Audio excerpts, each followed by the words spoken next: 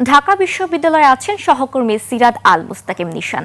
নিশান, ডাকসু নির্বাচনের প্রচার প্রচারণা কেমন দেখছেন, কেমন চলছে সেখানকার পরিস্থিতি? বুশরা, যেমনটি বলছিলেন, ডাকসু নির্বাচনের যে প্রচার প্রচারণা, সেই প্রচার প্রচারণা কিন্তু আর মাত্র 3 দিন আছে, অর্থাৎ আজকে 4 তারিখ 7 তারিখ সকাল 10টা পর্যন্ত কিন্তু প্রার্থীরা তাদের প্রচার প্রচারণা চালিয়ে যেতে পারবেন। এবং আমি সকাল থেকেই ঢাকা বিশ্ববিদ্যালয়ে আছি এবং এই মুহূর্তে ডাকসু ভবনের সামনেই অবস্থান করছি।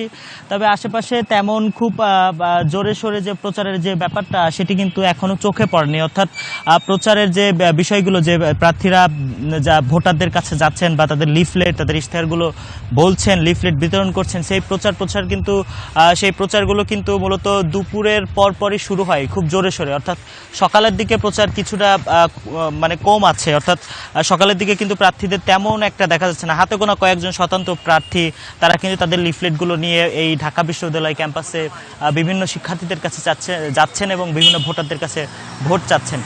একটু জানিয়ে রাখি বুশরা, সেটি হচ্ছে যে অনেক বছর পরে যে ডাকসু নির্বাচন, সেই ডাকসু নির্বাচনকে কেন্দ্র করে ঢাকা বিশ্ববিদ্যালয়ের শিক্ষার্থীদের ভেতরে কিন্তু একটি আলাদা যে নির্বাচনী আমেজ, সেই নির্বাচনী আমেজ কিন্তু আমরা লক্ষ্য করছি। অর্থাৎ আনন্দ ঘন একটা পরিবেশ কিন্তু ঢাকা বিশ্ববিদ্যালয়ে বিরাজ করছে।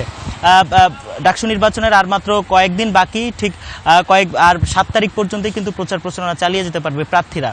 এখন পর্যন্ত আজকের যে প্রচার প্রচারণা, সেটি কিন্তু খুব জোরে সোরে এখনো শুরু হয়নি। অর্থাৎ কিছুক্ষণ পরে, অর্থাৎ দুপুরের পর থেকে কিন্তু প্রচার প্রচারণা শুরু হবে এবং কোনো ধরনের কোনো প্যানেল থেকে এখন পর্যন্ত কোনো ধরনের সংবাদ সম্মেলন করে কোনো তথ্য আমাদেরকে জানানো হয়নি। বুশরা, এ ছিল আমার কাছে ঢাকা বিশ্ববিদ্যালয় থেকে সর্বশেষ।